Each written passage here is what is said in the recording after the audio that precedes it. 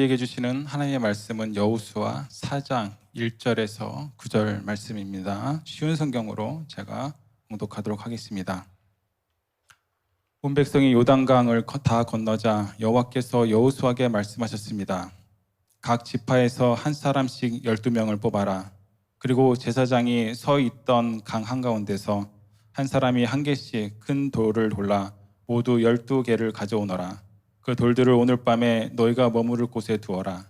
그래서 여호수아는 각 지파에서 한 사람씩 뽑아 그들에게 말했습니다. 여러분은 여호와 하나님의 궤가 있는 강 한가운데로 가서 큰 돌 한 개씩을 찾으시오. 이스라엘 각 지파마다 돌 한 개씩을 찾아내야 하오. 그리고 그 돌을 어깨 위에 메고 나르시오. 그 돌을 여러분에게 기념이 될 것이요. 먼 훗날 여러분의 자녀가 여러분에게 이 돌들은 왜 여기 있는지요? 하고 물으면 여러분은 여호와의 궤 언약궤 앞에서 흐르는 요단 강물을 멈추었다고 자녀들에게 말해 주시오. 그 돌들을 이스라엘 백성에게 이 일을 영원토록 기억시켜 줄 것이요. 이스라엘 사람들은 여호수아가 시키는 대로 요단강 가운데서 돌 12개를 날라왔습니다. 이스라엘의 12지파는 여호와께서 여호수아에게 명령하신 대로 각각 한 개씩 돌을 맡아 자기들 진 가운데 두었습니다. 또 여호수아는 돌 12개를 취하여 제사장들이 언약궤를 메고 서 있던 요단강 한가운데에도 두었습니다. 그 돌들은 아직까지도 거기에 있습니다. 오늘 나에게 주시는 은혜의 말씀을 듣겠습니다. 샬롬, 반갑습니다. 네, 오늘 어린이 주일을 맞이해서 제가 중고등부를 그리고 청년부를 섬기고 있는 제가 오늘 일부 말씀을 전하게 되었습니다. 오늘 자녀들에게 말해 주십시오라는 제목으로 여러분들과 말씀을 나눌 텐데 우리 가운데 하나님의 은혜가 가득하기를 소망합니다. 아멘. 우리 잠시 짧게 기도하고 그리고 말씀 시작하겠습니다. 사랑의 하나님 감사합니다. 오늘 어린이 주일입니다. 또 부모된 저희로 또 자녀된 저희로 오늘 예배에 나왔습니다. 하나님을 사모하는 마음으로 또 하나님 앞에 자녀된 마음으로 또 이 앞에 섭니다. 부모된 아버지께서 들려주시는 저희를 향한 사랑의 이야기에 귀를 기울이기를 소망하고 또한 저희가 또 부모가 되어 자녀들을 향하여 사랑의 이야기를 전하기를 소망합니다. 그렇게 할 수 있도록 우리에게 힘을 주시고 용기를 주시고 지혜를 더하여 주시옵소서. 오늘 있을 모든 예배와 모든 순서들을 주님께 올립니다. 주님께서 함께하여 주시고 풍성히 넉넉하게 채워 주시옵소서. 예수님의 이름으로 기도드렸습니다. 아멘. 네. 어린이 주일을 시작으로 이제 가정이라는 주제에 5월이 시작을 하게 됩니다. 오늘 날씨 어떠셨나요? 네, 굉장히 좋죠. 네. 제가 한 가지 이야기를 드리면 저희 차세대에 맡고 있는 이영진 전도사님이 오늘 날씨를 위해서 엄청나게 많이 기도를 하셨어요. 네. 매일 새벽마다 사실 본인 결혼에 대해서 기도를 하시는데 그 결혼의 기도를 미뤄두시고 날씨만을 위해서 기도를 하셨습니다. 근데 오늘 이렇게 날씨가 좋은 걸 보니까 하나님께서 저희 이영진 전도사님의 기도에 진짜 크게 응답하신 것 아닌가라는 생각이 듭니다. 네, 정말 할렐루야입니다. 그렇지 않나요? 네, 이영진 전도사님 가시다가 보면은 기도 응답하셨다고 그렇게 격려해 주시면 좋을 것 같습니다. 네, 오늘 본문은 가나안 땅 앞에 있는 이제 요단 강가가 그 무대입니다. 모세의 뒤를 이은 여호수아가 이스라엘 백성을 데리고 이제 가나안 땅에 들어가기 위해서 딱 그 입구에 서 있을 때의 이야기입니다. 근데 여기서 우리가 한번 생각해 볼 것은 여호수아와 갈렙이 이제 지도자의 입장으로 서 있는데 그 뒤에 있는 백성들과의 나이 차이입니다. 나이 차이가 굉장히 많이 났어요. 왜냐하면 앞에 광야에서 있었던 어떤 한 사건 때문입니다. 여호수아와 갈렙을 제외하고는 나머지 모든 백성들은 다 젊은 세대였습니다. 왜 그랬는지 한번 말씀을 읽어보도록 하겠습니다. 민수기 14장 26절에서 32절 말씀입니다. 여호와께서 모세와 아론에게 말씀하여 이르시되 나를 원망하는 이 악한 회중에게 내가 어느 때까지 참으랴. 이스라엘 자손이 나를 향하여 원망하는 바 그 원망하는 말을 내가 들었노라. 그들에게 이르기를 여호와의 말씀에 내 삶을 두고 맹세하노라. 너희 말이 내 귀에 들린 대로 내가 너희에게 행하리니 너희 시체가 이 광야에 엎드러질 것이라. 너희 중에서 20세 이상으로 계수된 자 곧 나를 원망한 자 전부가 여분의 아들 갈렙과 눈의 아들 여호수아 외에는 내가 맹세하여 너희에게 살게 하리라 한 땅에 결단코 들어가지 못하리라. 너희가 사로잡히겠다고 말하던 너희의 유아들은 내가 인도하여 드리리니 그들은 너희가 싫어하던 땅을 보려니와 너희의 시체는 이 광야에 엎드러질 것이요 말하던 너희의 유아들은 내가 인도하여 드리리니 그들은 너희가 싫어하던 땅을 보려니와. 아멘. 가나안 땅에 있을 때, 가기 전에 이제 광야에 있을 때 12명의 정탐꾼을 보내던 일이 있었습니다. 그때 갈렙과 여호수아를 제외하고는 그 가나안 땅에 대해서 악평을 하였고 그 악평에 이스라엘 사람들 모두가 동조하였어요. 그 사건 때 하나님께서는 굉장히 진노하셨고 오늘 말씀처럼 여호수아와 갈렙 외에는 가나안 땅에 아무도 들어가지 못할 것이라고 선포하십니다. 그래서 지금 이제 40여 년이 흐른 후에 이 요단 강가에 섰을 때는 정말 갈렙과 여호수아만 그 광야의 1세대들이 애굽을 경험했었던 그 둘만 남아있고 나머지는 그때 유아였던 사람들, 애굽의 기억이 남아있지 않던 사람들, 광야 때 어린 시절을 보냈던 이들만, 아주 유아기만 보냈던 그 사람들만 이 요단 강가 앞에 서 있는 것입니다. 자, 여기서 한번 상상을 해보면 좋을 것 같습니다. 80여 세의 갈렙과 여호수아입니다. 그리고 딱 뒤를 보면은 한참 어린, 적어도 30살 정도 차이가 나는 사람들이 뒤에 수백만 명이 서 있습니다. 갈렙과 여호수아의 마음은 어땠을까요? 어떤 마음으로 가나안 땅을 바라보고 또 내 뒤에 이끌고 가야 될 이 백성들을 바라보고 있었을까요? 굉장히 여러 가지 감정이 들었을 것 같아요. 40년 만에 드디어 온 가나안 땅입니다. 하나님의 약속을 믿고 금방 갈 거라고 생각했지만 40년이 걸렸어요. 그리고 그 사이에 정말 많은 친구들과 정말 많은 동료들을 떠나보냈어야 했어요. 그리고 한참 어린 이 자녀들만 보고 있습니다. 그리고 그 과정 속에서 하나님의 은혜도 있었지만 많은 교훈과 징계들을 경험을 했던 사람들입니다. 여러 가지 생각이 듭니다. 과연 이들이, 이 뒤에 있는 백성들이 과연 가나안 땅에 들어가서도 하나님을 기억할까? 그 아버지들의, 어머니들의, 그 선조들의 잘못된 모습을 반복하지는 않을까? 걱정이 앞섭니다. 왜냐하면 본인들은 나이가 많거든요.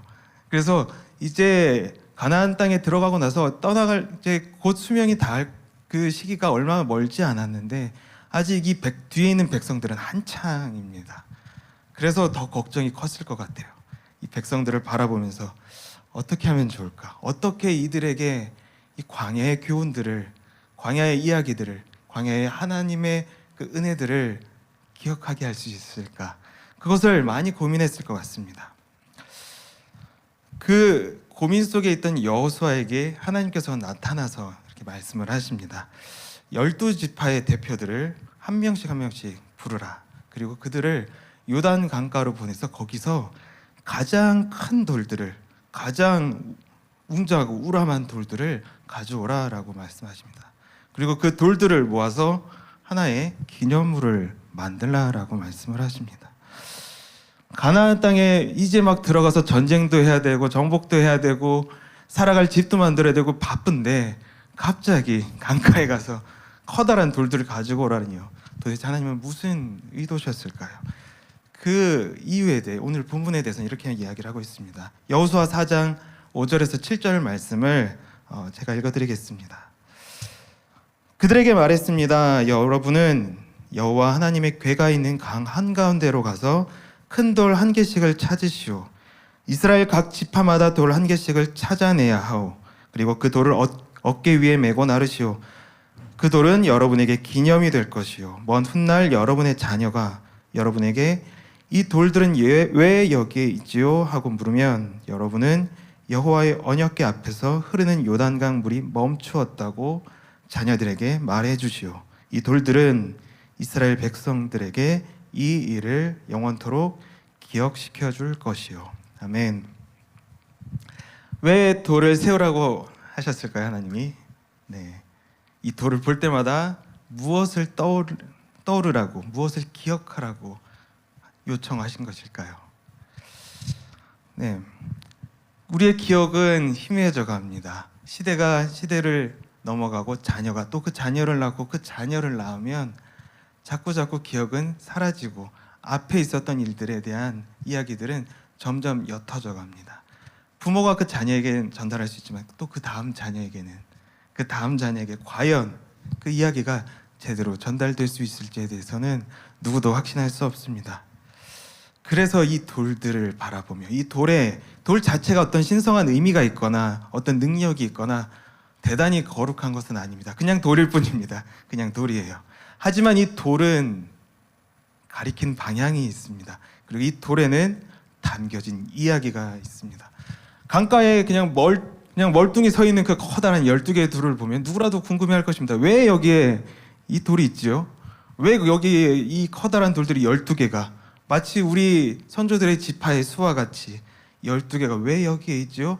누군가는 궁금증을 가질 것입니다. 그때 설명해 주는 것입니다. 이 돌이 왜 여기 있냐면은, 이 돌을 왜 여기 세웠냐면, 그리고 이 돌을 보면서 여기에 얽힌 이야기가 무엇이냐면 바로 하나님의 이야기다. 하나님께서 우리를 여기까지 인도하시고 이 요단강을 멈추고 우리를 이곳으로 건너가게 하셨으면 사실 그 이전에 광야에서 어떤 일을 행하셨는지, 나그네였던 우리 백성들, 우리 선조들이 떠돌 때 어떻게 챙기시고 어떻게 먹이시고 어떤 은혜와 어떤 기적으로 그 삶을 광야에서 보호하시고 지키셨는지, 그 이야기가 이제 주르르르르 나올 수 있는 것 아닐까요? 이 돌을 보면 누구나 다 하나님을 떠올릴 수 있습니다. 하나님을 기억할 수 있고, 이 돌과 얽혔던 추억이 있는 사람들뿐만이 아니라 내 자녀에게도, 그 다음 세대를 향해서도 이 돌을 통해서 이야기를 할 수 있는 것이죠. 이 돌은 자녀에게 하나님의 이야기를 전하는 촉매제입니다. 하나의 매개물일 뿐인 거죠. 하지만 이 매개물은 되게 강력합니다. 눈에 보이고 계속해서 우리가 그 하나님의 이야기를 상기할 수 있도록 우리 마음의 기념물이 되는 것이기 때문이죠. 아마도 자녀들은 이 돌을 보면서 부모님의 이야기를 들으면서 생각했을 것입니다. 아, 하나님은 살아계시구나. 우리 엄마 아빠가, 우리 할머니 할아버지가 저 엄청난 이야기 속에서 하나님과 함께 하셨구나. 정말 하나님은 우리와 함께 하시는구나 라고 생각할 것입니다. 여러분, 자녀들은 생각보다 부모의 말을 깊이 마음에 새깁니다. 아시나요? 네, 아마 저 말고도 여러분들이 더 잘 아실 것 같습니다. 네, 여러분들의 부모님의, 성도님들의 부모님의 이야기들 중에서 여전히 기억나는 이야기들이 마음속에 남아있는 것들이 있을 줄 믿습니다. 저도 그렇습니다. 그리고 저도 아들이 하나 있는데, 네, 이 아들을 바라보면서 또 이런 생각이 되게 많이 드는 것 같아요. 네, 4살 아들이 있는데 제 말이 얼마나 이 아이에게 기억이 되는지를 경험하는 하나의 사건이 있습니다. 저희 아들이 이제 4살이 되면서 말을 되게 안 듣고 떼쓰고 장난도 점점 심해지고 있습니다. 그래서 떼쓰고 말 안 들을 때마다 제가 들려주는 이야기가 있어요. 말을 안 들으면 떼쓰고 잠 안 자고 이렇게 장난만 치고 그러면 터덜이 아저씨가 와서 네가 제일 좋아하는 장난감을 하나 가져갈 거야 라고 이야기를 해요. 근데 이 터덜이 아저씨가 뭐냐면은, 사실 그 저희 집 근처 골목길을 지나다니는 그 폐지를 주시는 어떤 분인데, 지나가실 때 터덜터덜 소리가 나요. 근데 밤에 이분이 지나가면 고요한 밤속에 그 터덜터덜 소리가 굉장히 크게 들리거든요. 그때 마침 저희 아이가 되게 말을 안 듣는 상황이었어요. 그래서 제가 뭐라고 했냐면, 저기 밖에 소리 들리지? 터덜이 아저씨가 지나가는 거야. 그러다가 너 이렇게 말 안 들으면 너 하룻밤 자고 나면 제일 좋아하는 장난감 하나가 없어져 있을 거야 라고 했더니 눈이 동그래지는 거예요. 정말 하면서 눈이 동그래지는데, 이제 그때 이후로 저희 아들은 그 터덜이 아저씨의 이야기를 철석같이 믿게 된 것입니다. 혹시라도 교회에서 저희 아들을 만나면 이 이야기의 전말을 밝히지 말아주시길 부탁드립니다. 왜냐하면 아직 조금 더 써먹어야 됩니다. 아직은 몇 년은 더 써먹어야 되기 때문에 아직은 그 비밀을 밝혀주지 않기를 부탁드립니다. 저희 아이에게 있어서 이 터덜이 아저씨가 지나가는 소리, 이 터덜터덜하는 그 소리는 부모님의 말을 잘 들어야 된다라는 사인입니다. 막 장난치고 때를 쓰다가도 밖에서 그 소리가 나면은 갑자기 조용해지는 겁니다. 조용해지면서 저한테 와서 이렇게 얘기해요. 아빠, 터덜이 아저씨 지나갔어요. 준우인데 이제 준우 장난감 아직 안 가져갔죠? 이렇게 물어보는 거예요. 응, 안 가져갔어. 이렇게 하면은 아빠, 말 안 듣고 떼 쓰는 아이 장난감만 가져가는 거죠? 저는 말 잘 들었어요. 이렇게 얘기를 하는 거예요. 그러면서 이제 떼 쓰는 걸 멈추고 이제 밤늦게 놀다가 정리를 하고 자러 들어갑니다. 이 모습을 보면서 전 한편으로는 재밌고 한편은 웃기지만 한편으로는 조금 부모의 말이, 저의 말이 이렇게 큰 영향을 주는 거구나. 이 아이에게 있어서는 지금 모든 행동을 바꿀 만큼, 자기가 장난치고 재미있는 것도 멈출 만큼 굉장히 큰 영향을 주는 거구나. 내 말에 되게 큰 힘이 있구나. 이것을 깨닫게 되었어요. 어떻게 보면은 조금 급주해서 만든 이 허술한 이야기조차도 아이에게 굉장히 큰 영향을 미치는데, 제 인생에서 생생하게 경험했던 이 하나님의 이야기는, 그 진짜 삶의 이야기는 과연 내 아이에게 얼마나 큰 영향을 미칠까요? 얼마나 크게 그 가슴 속에서 기억되고 새겨지고 기억될까요? 여기 계신 성도님들은 자녀들의 마음속에 어떤 모양의, 어떤 이야기를 담긴 12개의 돌을 세우고 싶으신가요?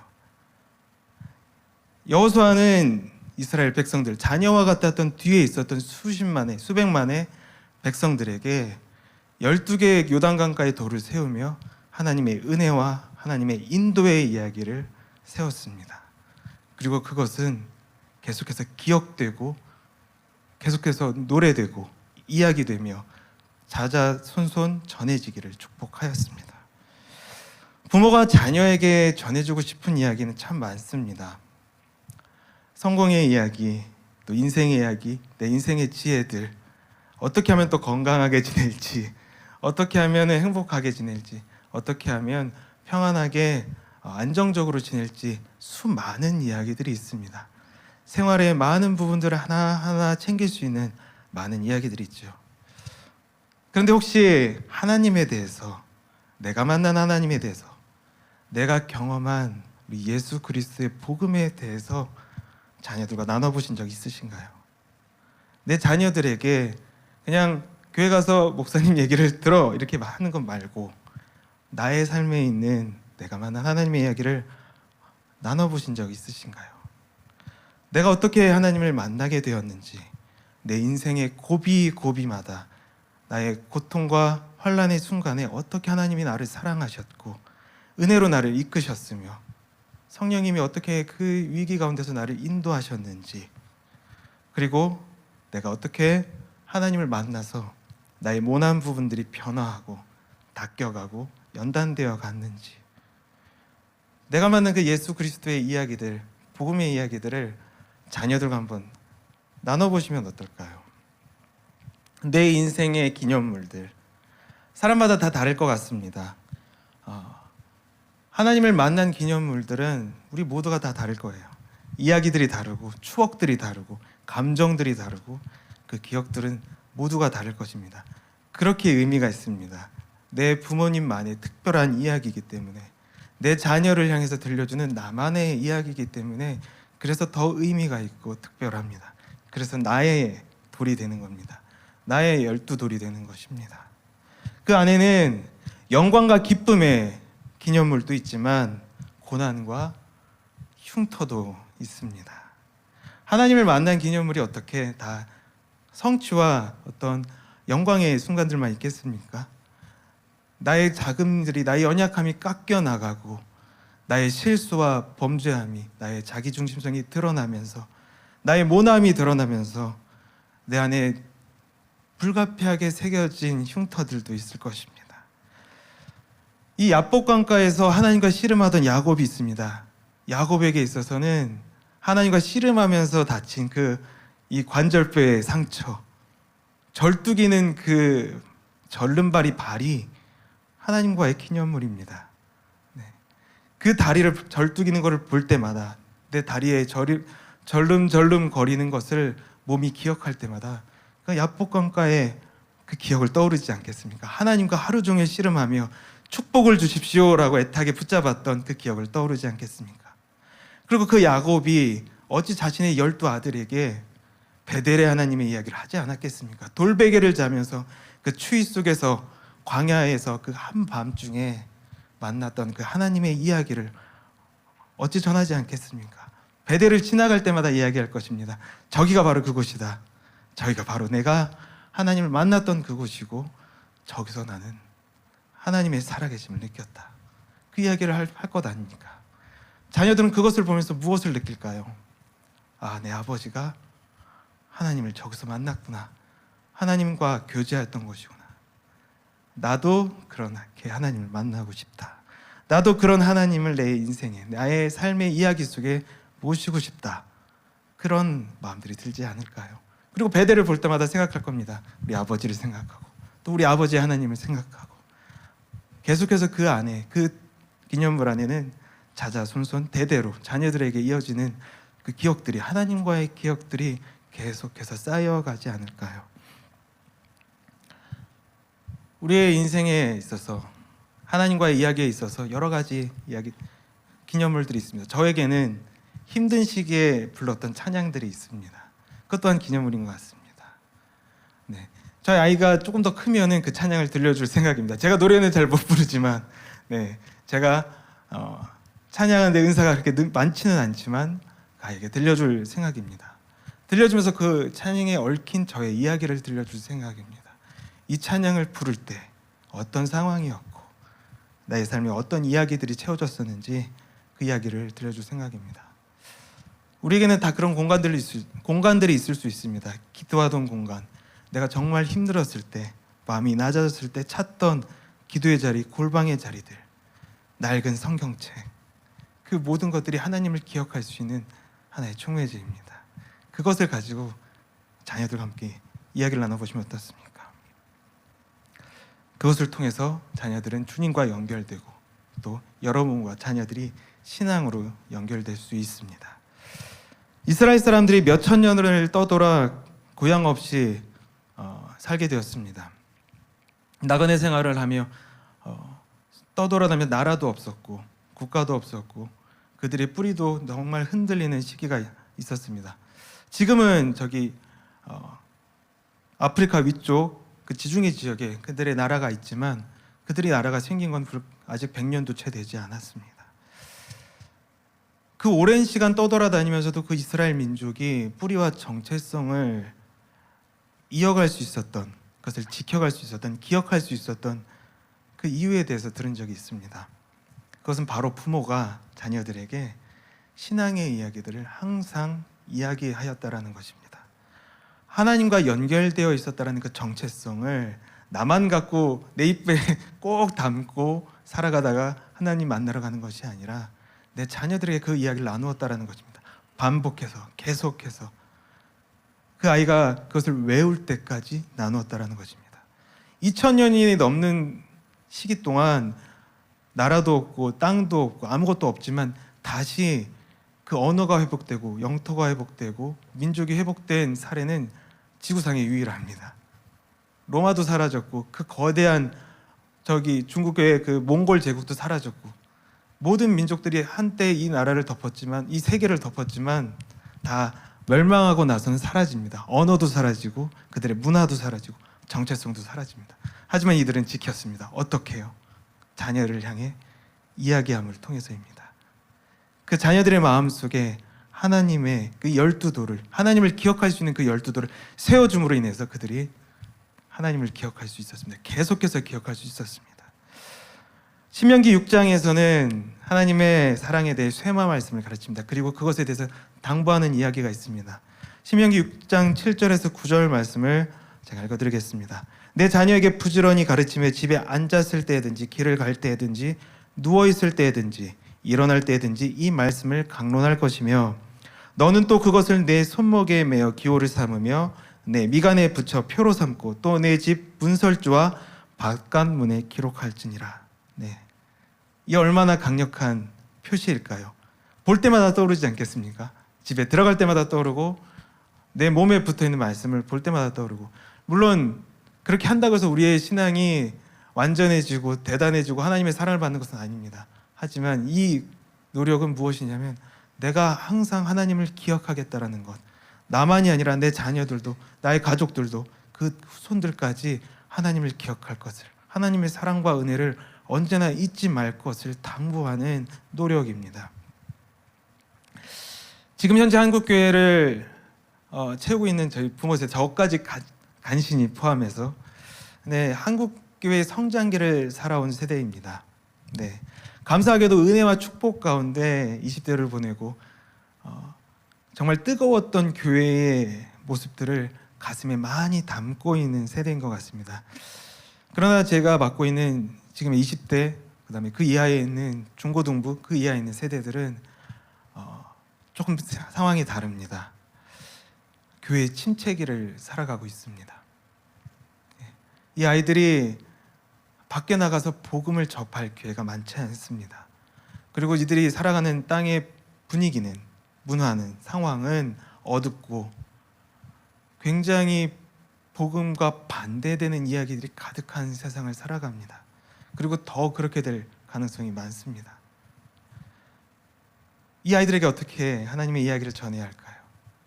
교회에서 충분할까요? 일주일에 한 번씩 나오는 이 교회로 충분할까요?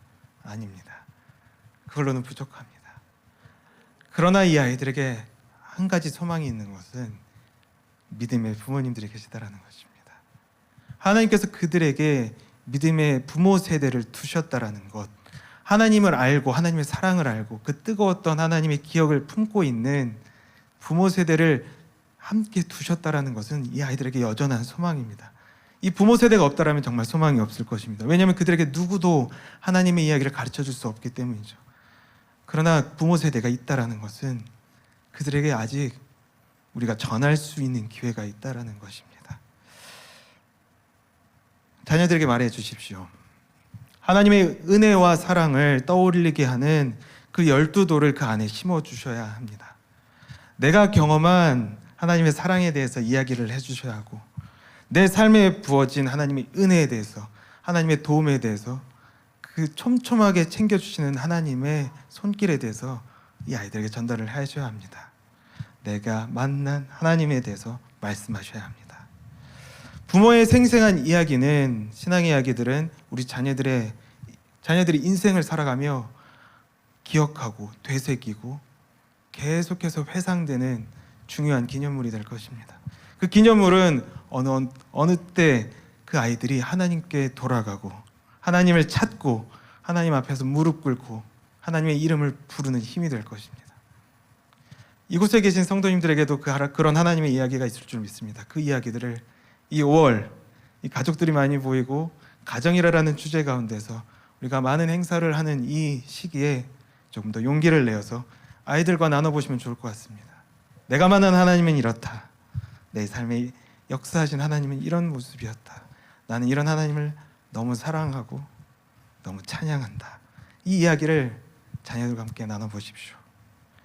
이곳에 계신 성도님들의 가정 가운데 그 이야기가 나눠지는 그 순간 가운데 놀라운 하나님의 축복이, 그런 아름다운 사랑의 열매가 맺히기를 축복합니다. 우리 함께 찬양하겠습니다. 자녀에게 불러주기 참 좋은 찬양이라고 생각을 합니다. 오늘 이 찬양을 한번 우리 함께 부르면서 기억했으면 좋겠습니다. 내 자녀에게, 내 가족에게 이 찬양을 부른다라고 생각하고 함께 찬양하면 좋겠습니다.